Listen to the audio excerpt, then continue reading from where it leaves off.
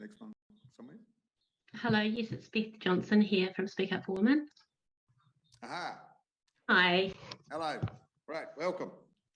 Thank you. Tēnā koutou, It just takes a little while. It's not quite like walking into the room. You sort of walked into the room, but it's a bit slower. So welcome, Beth, and the floor is yours for 10 minutes.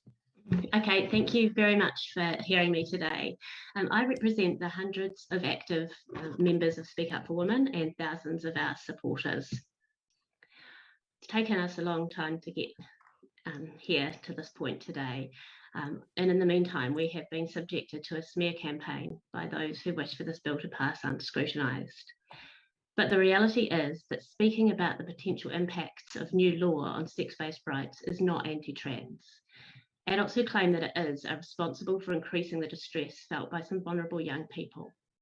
And I cannot express strongly enough how saddened and angry I am at that framing and the hurt that it has caused young people by adults who should know better.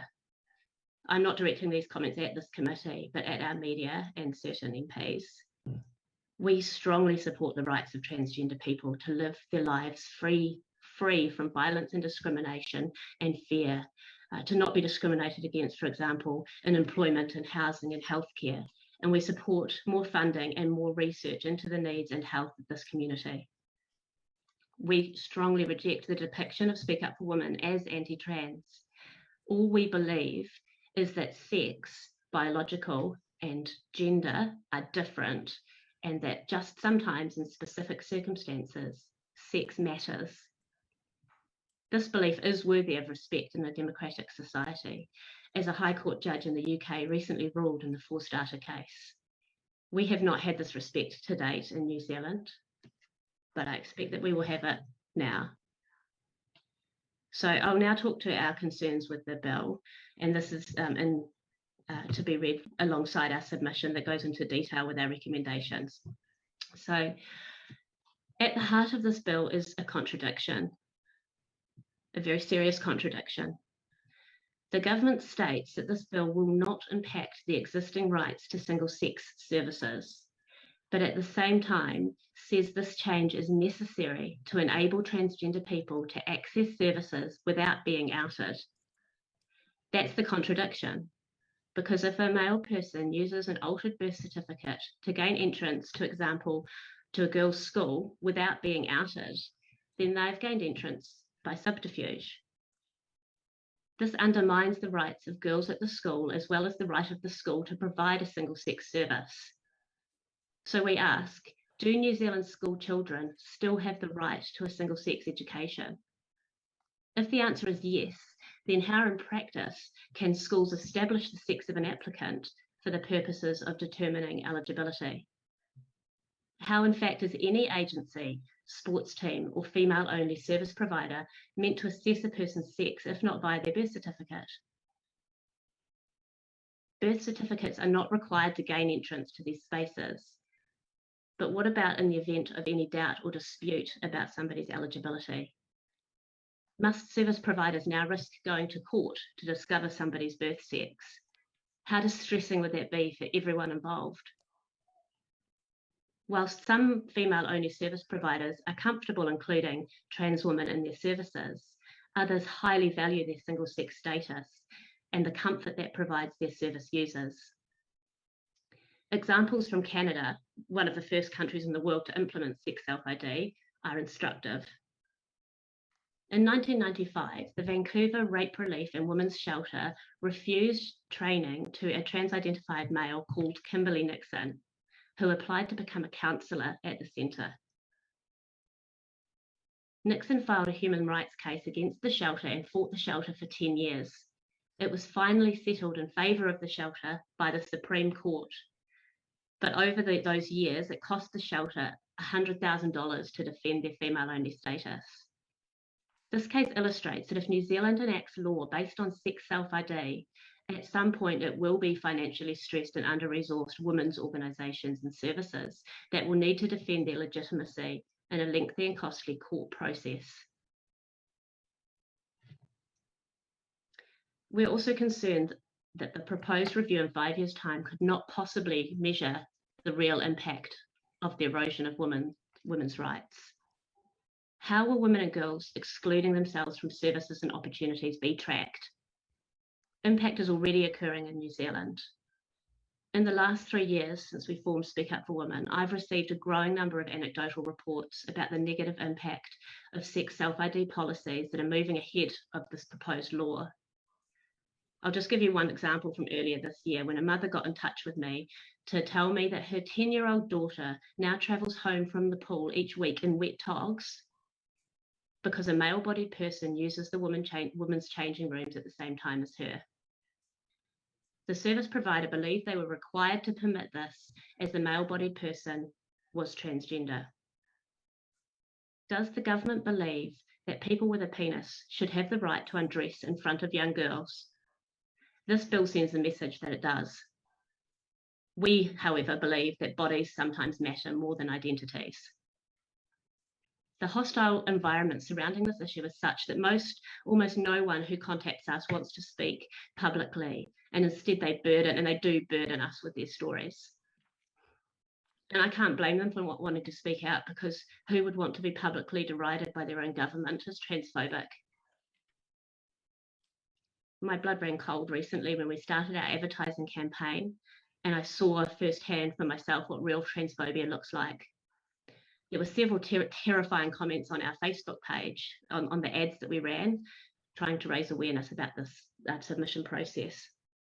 So I'll just give you one example from someone called Brody, who commented, "I don't care how you identify. If I find a man in the bathroom around my daughter, they're going to need a dentist to determine his identity." There was an expletive there. But that really illustrated to me just how much this bill endangers trans people, especially young people, by making them believe that they have rights that they do not. They risk assault when they encounter somebody like Brody, or at least humiliation when they encounter a service provider intent on upholding their single-sex status. So Gender Minorities Aotearoa, I think we'll hear from them or have heard from them, are a support charity that receive government funding to support transgender youth. Now, they for a long time have been misrepresenting the law, claiming that trans women are legally women in New Zealand. So let's be clear, it's not feminists like myself who are endangering vulnerable youth. It is misleading and muddied laws and irresponsible NGOs that are doing that. So my friend Diane Sparks is a transsexual. She's made a submission and she really wanted to make an oral submission, but she's currently in hospital having suffered a medical event. So these are her words that I told her I would read for you. Transsexuals want to change their sex. That means hormones and surgery. They don't deviate from this desire for physical bodily change.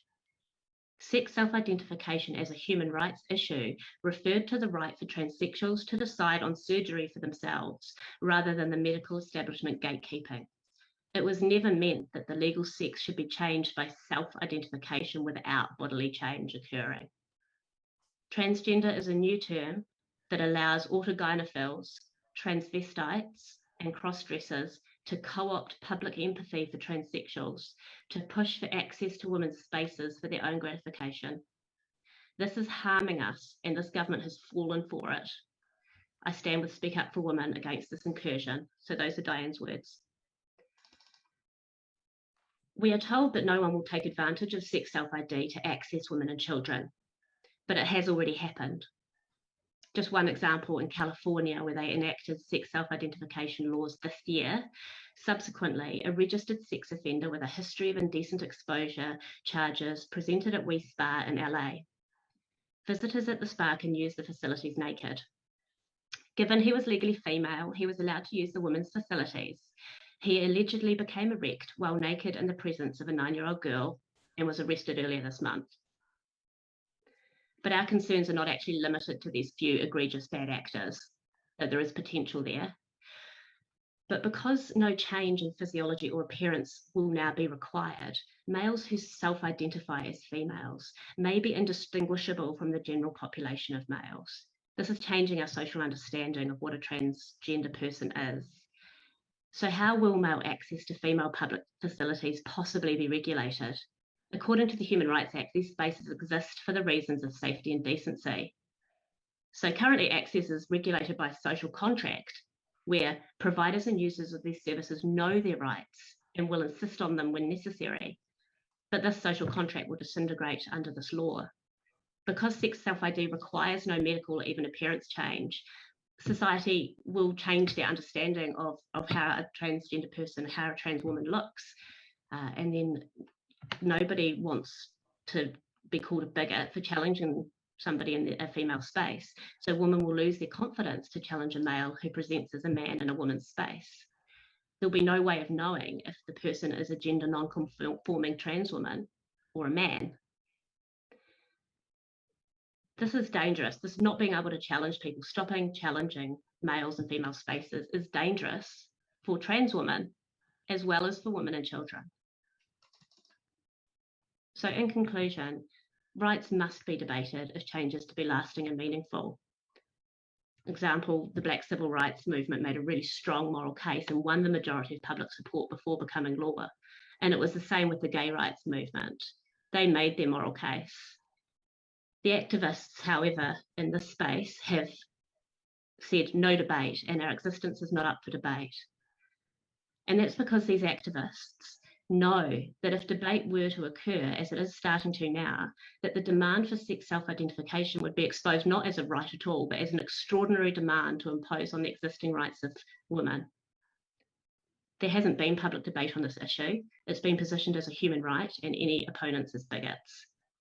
The New Zealand public doesn't support this. Vote Compass data shows that 47% of Kiwis oppose it and only 29% support it.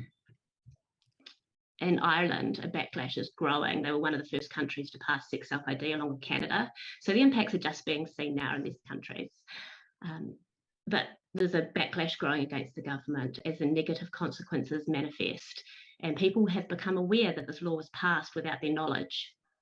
So we'd implore you not to make this mistake here. There isn't enough public awareness of the issues, and the concerns of Crown law have not been adequately addressed, and all of that's covered in our written submission. If sex self-ID is right, then the government should make the case for it and win over the majority. Because as the bill stands, it isn't kind or inclusive to transsexuals, transgender people, and not least to women and girls. Thank you. Beth, thank you. I've got a lineup of questions. I'll start with Deborah. Thank you for your submission, Beth. I have, I'll just take two questions because I appreciate there are other people who want to ask questions as well. I just want to ask about, first of all, the membership of Speak Up for Women. You say you have 200 odd active members and then you claim thousands of other supporters. On what basis is that? So we have I hesitate to say it because of how many times it's been infiltrated, but we have a private discussion group on Facebook, and we have over 200 engaged members in that discussion group who help with our campaigning. And when I say we have thousands of supporters, that's based on over 5,000 social media followers. That's based on our email distribution list. That's based on the number of donations that come in. Okay, so all right, so that's interesting then. You sort of, it's the Speak Up for Women and you claim that you're representing New Zealand women. So no, not all New Zealand women do. Right, okay, I want to contrast that with the National Council of Women who are speaking to us next, who have over 450 individual members and of course about 200 organisations affiliated. So they could very clearly represent New Zealand women. Well, I challenge you to look at their social media engagement because they don't get anywhere near as much engagement on their social media posts as we do. So I don't think just purely looking at the numbers, I mean, they've been around for 100 years or so. I don't think that's a fair comparison. And I don't know why it's relevant, Deborah. Are you trying to say that what we've said is irrelevant? Could you address the content of what we've said and not, who we are? Because, please refute any of our points. I think please. About who you claims about who you represent are important. Now, I do want to address some of the what have you said in the content. So a lot of the larger part of the content of your submission was about the risks or dangers that having trans women in women's spaces would represent. However, so it seems that that's the one-way risk direction. Would it be permissible then for this law to go through in respect of trans men, but not of trans women, seeing as the danger seems to be around trans women? That's a fascinating question. Look, Deborah, absolutely. There's evidence that transitioned males who have transitioned to live as females retain male patterns of violence. So that's not to say they're more violent than other males, but they are more violent than females because that's what the data shows us. No, so I'm getting towards answering your question. So our focus has been on protecting the rights of women and girls. So I guess off the fly, yes, I would say absolutely. That we could put a law through enabling trans men to change their gender on their birth certificate, but not trans women. Off the top of my head, Deborah, I cannot see any negative impact on the rights of women and girls if you allow that. Okay. So yes, I can't see any negatives. Let's move on to Elizabeth. Hilda, thank you. Reading your materials always interesting, because I would say as a general rule, if you don't want to be accused of transphobia, perhaps don't say transphobic things. And I would just wanted to clarify that under the Education and Training Act, single-sex schools are allowed to accept students of, or they call it the opposite sex. So there are actually transgender children across our country already fitting in well, accepted by their students, teachers, and schools.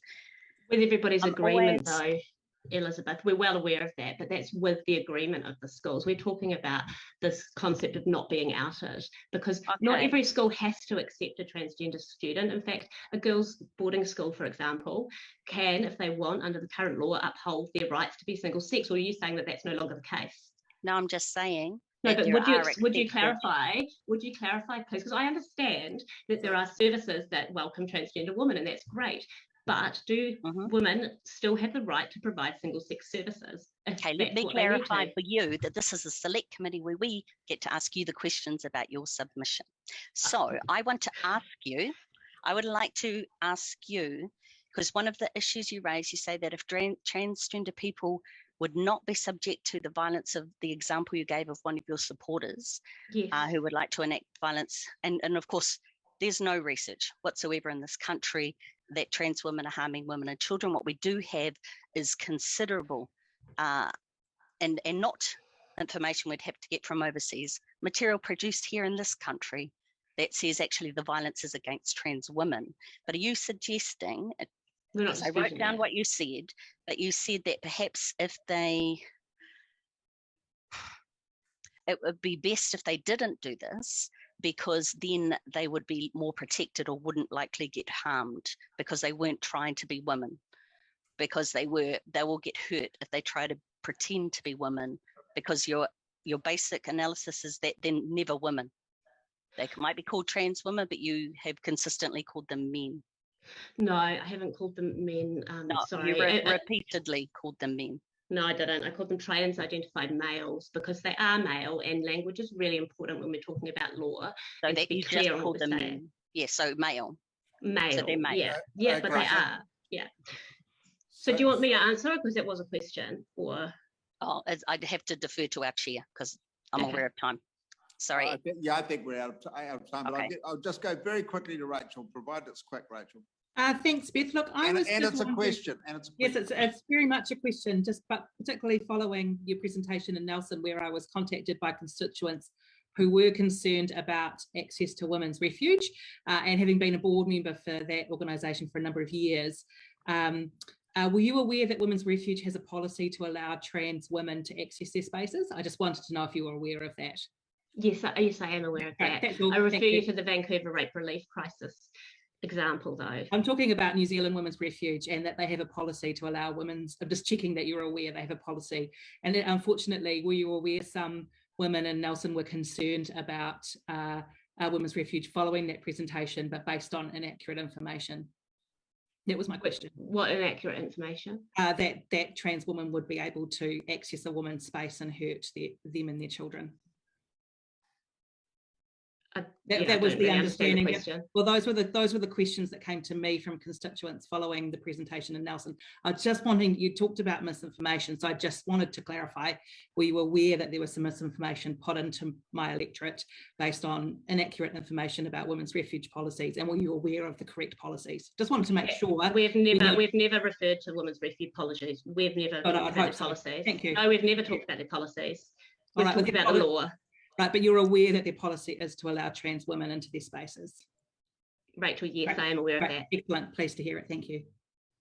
Okay, thank you. Thank you, Beth. Thank you for your submission. Thank you for your time. Have a good day. Bye.